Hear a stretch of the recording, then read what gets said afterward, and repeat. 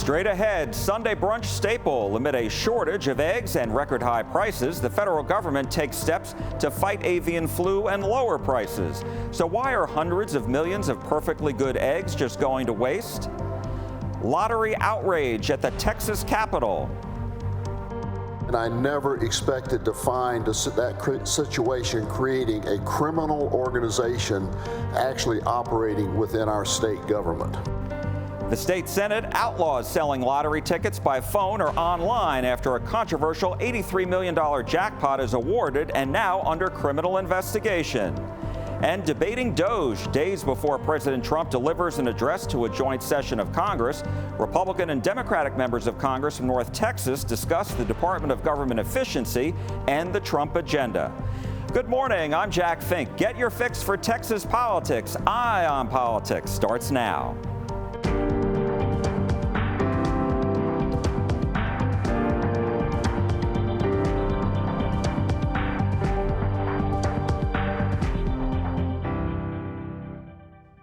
Hello and welcome to Eye on Politics. We begin with just how expensive a Sunday brunch staple has become. We're talking about eggs, of course, and the new steps the U.S. Department of Agriculture is taking to lower the cost amid a major shortage of eggs because of avian flu. Last month, the price of a dozen eggs shot up to nearly $5, which is 53% higher than a year ago. And the USDA says prices could still climb 41% higher this year. The prices really have hit those hard who need eggs the most. Photojournalist Manuel Villela stopped by Judy's Cafe in Garland. I'm Bakim Salia. Judy's Cafe is a breakfast spot that you can take your local family to.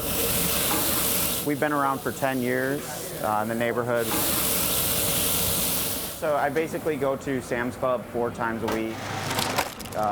And get whatever eggs I can. They have a limit, so sometimes I gotta go back and forth and yeah, just make it work. Order up. I haven't really had to order from companies just because I'm willing to go to the store. If I had to buy from the companies, I'd probably have to raise the egg prices here. I'm fortunate enough to be able to have enough help here and be able to go get the eggs and try to not pass the cost up to the customer. Business is really good right now. The problem is the egg cost goes up and we have to pay about $600 more a week, but we make it work. The customers seem to want to come and get eggs for breakfast from a restaurant because it's more affordable if we haven't raised the prices rather than getting it at the store. And my thanks to photojournalist Manuel Villela for that. The USDA has announced its new $1 billion plan last week after Secretary Brooke Rollins met with representatives with the agriculture industry in Mount Pleasant, Texas, about 2.5 hours east of Dallas. It's multi-parts. The USDA will spend $500 million on biosecurity measures. The government will provide commercial egg farms with best practices and consulting services to prevent the spread of avian flu at no charge and pay up to 75% of the cost to address vulnerabilities. About $400 million will be added to financial relief programs for impacted farmers that began during the Biden administration. The USDA will provide about $100 million in research and development of vaccines and therapeutics to help reduce the need to kill chickens when there's an outbreak. If necessary, the government is also going to consider temporarily importing eggs as long as they meet U.S. safety standards. And the agency will also eliminate regulations that they say raise egg prices. And we heard about one regulation that requires businesses that raise chickens to produce meat to throw out eggs that are perfectly good to use. We spoke with Dr. Ashley Peterson of the trade group, the National Chicken Council, which has petitioned the FDA to change this rule. So FDA could very quickly grant regulatory discretion, which means that FDA would essentially say, okay, you no longer have to comply with this particular part of this rule. And as soon as that happens, and again, that can happen very quickly, then our eggs would be eligible to go into the breaking market. And just for complete transparency, all of the eggs that we produce would go through the pasteurization step. So essentially, all of our eggs would be cooked before they go into the food supply. And so you're suggesting that they basically go to the supermarkets for people to buy. They would go to the supermarkets as egg products. They wouldn't be the dozen eggs that you see on the shelf, but they're egg products that would be used in making mayonnaise or ice cream or cake mix or things like that. And what impact could that have then on the rest of the industry and what people at the supermarkets would see? Right. Well, ultimately, it could help impact the price of eggs to an extent because the eggs that are currently going into the breaking market could potentially go to the store shelves. So the egg industry could free those eggs up. The other thing that could happen is potentially offset some of the potential importation of eggs from other countries, since we have viable protein and eggs right here in the US to use. And again, to say this is going to be a silver bullet solution, it's not. I wish I had that solution, but it definitely could make some impact. No word if the FDA will take action on their petition. Peterson said after a few salmonella outbreaks in the early 2000s, the federal government required producers who raise chickens for meat to throw away their eggs because they don't refrigerate them. She said a risk assessment came out in 2020 showing there's minimal risk of taking those eggs and providing them to companies that make products such as mayonnaise, salad dressing, or cake mix. Days before the USDA announced its new plan last week, we spoke with Secretary Brooke Rollins one-on-one while she visited East Texas. We've been working night and day to put together what we believe will be a good plan. There is no short-term fix. If there were, it would have been addressed under the last administration. You know, really under Joe Biden, those prices really spiked, not just for avian flu, but for a lot of other reasons. But working now to bring that back, to have a long-term solution to how we address this issue for our poultry community. So you're talking about doing more than just killing off the chickens that have it, right? That's right. So what are you looking at? Well, it won't be a surprise for anyone that is from that industry or follows this. There are many tools in the toolkits. We're really working with governors and state veterinarians, trying to understand how to be innovative, what we could look at in terms of more innovation in the biosecurity space. You know, avian flu, 80 to 90% is spread through wild fowl. What that means is a wild duck flies over a hen-laying barn, defecates on the sidewalk, someone walks through it, walks into the barn, and now all of a sudden you have a huge outburst of avian flu, and the entire barn has to be put down. So what can we do from biosecurity? Let's look more at vaccines. What can we do with therapeutics? On the egg pricing side, is there some short-term import fixes that we could make? There's an all approach that I think has to be discussed. I think, though, what perhaps is different now than in the last administration is we move at light speed. President Trump has no patience for long bureaucratic processes. So my goal is to move at that light speed, but to marry that with what is the safest, the best way to protect our food supply. Food security is national security. So all of these layers are really important as we look at this issue. Given what you just said, how quickly do you think that prices of eggs will come down? I wish I had the answer to that. What I will say is that this is not a short term, right? If we could somehow bring egg prices down in the next few days, there would be nothing more exciting to anyone in this country. No one would be more excited than I would be about that. This is more of a long-term solution. But what I can say is that those prices should start coming down maybe later this spring, this summer, as we work to implement some of these bigger picture solutions. And once we're past Easter, then we'll hopefully have some really good solutions for the American people. But here's the thing, policy matters. And when you're effectuating policies that put more regulations on the American people that cause the price of inputs to increase, when you're a state like California that passes Proposition 12, which, by the way, requires, the chickens have a lot of space and things like that, the price of eggs in California, the average price is over $9.50. The average price across the rest of the country is closer to $5. 4 years ago, when we left the last White House, I was President Trump's policy chief, the price of eggs was around $2. So you can see that policy and inflation combined with the avian flu has really led us to this point. So what policies are you looking at that you believe will help lower food costs? Well, it is an across the board, a deregulation. It is lifting a lot of the rules and regulations that were put in place in the last administration. Coming up next, outrage over the Texas Lottery Commission as the state Senate cracks down on what some call a criminal conspiracy inside the state agency. When Eye on Politics comes right back. Welcome back to Eye on Politics. Now to lottery outrage. And I never expected to find that situation creating a criminal organization actually operating within our state government. That's Republican State Senator Bob Hall calling out the Texas Lottery Commission and raking the agency over the coals after a controversial jackpot for more than $83 million was awarded recently through a third-party courier service.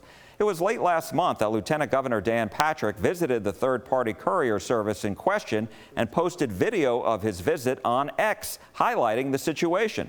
Courier services have allowed Texas Lottery customers to buy tickets online, and then the third parties go to a retailer and buy them and then send photos of the tickets to the customers. Senator Hall maintains the legislature never allowed the Lottery Commission to enable sales online or by phone and said it was illegal.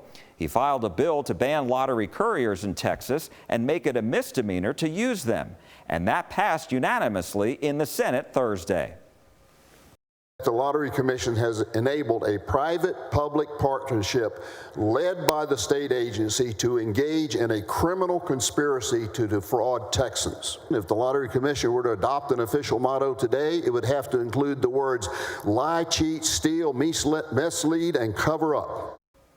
Early last week, the Lottery Commission banned the use of courier services, but only after the controversy heated up and after years of the agency denying it had the authority to stop the practice. One of 5 lottery commissioners, Clark Smith, resigned more than 1 week ago. Governor Greg Abbott has called on the Texas Rangers to investigate, and the lieutenant governor has requested the Rangers expand their probe into courier services dating back to 2016.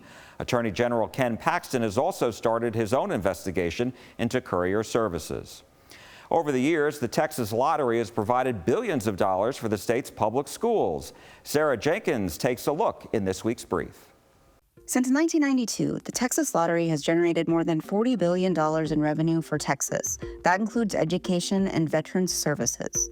Most of that money, more than $34 billion, has gone to the Foundation School Fund, which supports public education and is the primary source of state funding for Texas school districts. Last year, the Texas Lottery transferred nearly $2 billion to the Foundation School Fund. That's almost 25% of yearly lottery sales. Roughly calculated, that equates to 3 days worth of education statewide in a typical 180-day school year. Last school year, the Texas Education Agency says Texas school districts received nearly $29 billion from local property tax, more than $23 billion from state funding, and more than $14 billion from federal funding. Thank you, Sarah. Coming up next, President Trump is set to address a joint session of Congress in a couple of days. Republican and Democratic members of Congress from North Texas sound off on his agenda when Eye on Politics returns. On Tuesday night, President Trump will deliver his first address before a joint session of Congress in his second term. It comes as lawmakers on both sides are debating DOGE, the Department of Government Efficiency, which says on its website it has saved taxpayers $65 billion. Before his speech, we spoke with Democratic North Texas Congresswoman Julie Johnson of Farmers Branch and Republican Congressman Pat Fallon of the 4th Congressional District, which includes Collin County, about DOGE, the mass firings, and the passing of the Trump agenda. We begin with Congresswoman Johnson. Our Constitution spells out, as you know, the various powers of the different branches of government. In Article 1, the first article, The most important article gives the power of appropriations to Congress, not the executive branch. And so the problem with what DOGE has been doing, it's not that we are opposed to reviewing policies to determine if they have exceeded their time or if more efficiencies can be put into place. But the problem is that they're doing it in the face of what Congress has previously appropriated and cutting budgets, cutting things that through the legislative process and the hearing process, Congress has determined is an appropriate use of federal funds. And they've just done it wholeheartedly with a sledgehammer. And so what do you make of the mass firings? I think they were just wrong. We have 2 million federal employees that President Trump is targeting. And what does this mean? This means that he's firing, I think yesterday he sent a notice out that he intends to terminate 60% of the workforce in Social Security. That's 60% of the people that process Social Security payments. He's firing 800 employees for the National Hurricane and Weather Service. So that means we're just not going to get notified of hurricanes, and that notification provides people with life-saving opportunities to get out of harm's way, provides businesses with the opportunities to shore up and protect their property and homeowners. So he's just terminating that willy-nilly as well. I mean, he's making people unsafe. I also want to ask you about the House Republicans have passed a budget resolution to get the Trump agenda passed. Well, I think his budget proposal is reckless and irresponsible. How so? Well, I think we can't just cut $880 billion out of Medicaid, for example. That eliminates all long-term care. It eliminates SNAP benefits for hungry children in this country. And that's not the moral compass of who we are.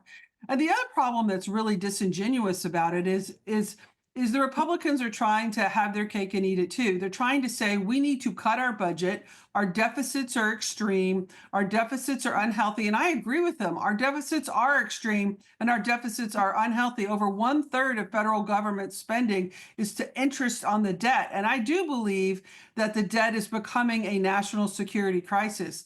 But what that means, though, is you don't add $4.5 trillion to the debt to provide the wealthiest people in this country a tax break. What we're doing is cutting critical services to our veterans. We're cutting critical services to cancer research, to Medicaid benefits, to education, to critical services that people rely on in this country, and not to the extent of lowering our deficit. They're adding our deficit. They're actually making our deficit bigger. The fact that this administration has taken office 5 weeks ago, and if they found what is 65 billion or so, that's a good rate of return. If they continue to perform this way, I think it will accelerate, though, quite frankly. Isn't Congress going to be the ones, though, that really have to cut back on the federal spending aside from the administration? Congress has been funding a bloated federal workforce for not years, but decades. And shame on them. And we have to do far better. So I think that's a fair question to ask. But the administration, it's very constitutional. I mean, the power rests in the commander in chief. And so if he wants to cut, he should be able to fire any federal worker. He's the president. That's why people elect him. The American people spoke in November. They elected President Trump. They elected unified Republican government. And now we have to perform for them. We need to rein in spending. And we need to work towards reducing the debt to GDP ratio. Otherwise, I mean, the debt's unsustainable now, Jack. I mean, we're talking about spending more on interest this year than the entire military budget. Interest of about $1 trillion, which I find ironic because the Democrats don't want any cuts or even cuts to the rate of growth. And what do you say to Democrats who say this is just President Trump and Republicans helping out billionaires at the expense of those in the working and middle class? First thing I say, one word: yawn. Again with the class warfare.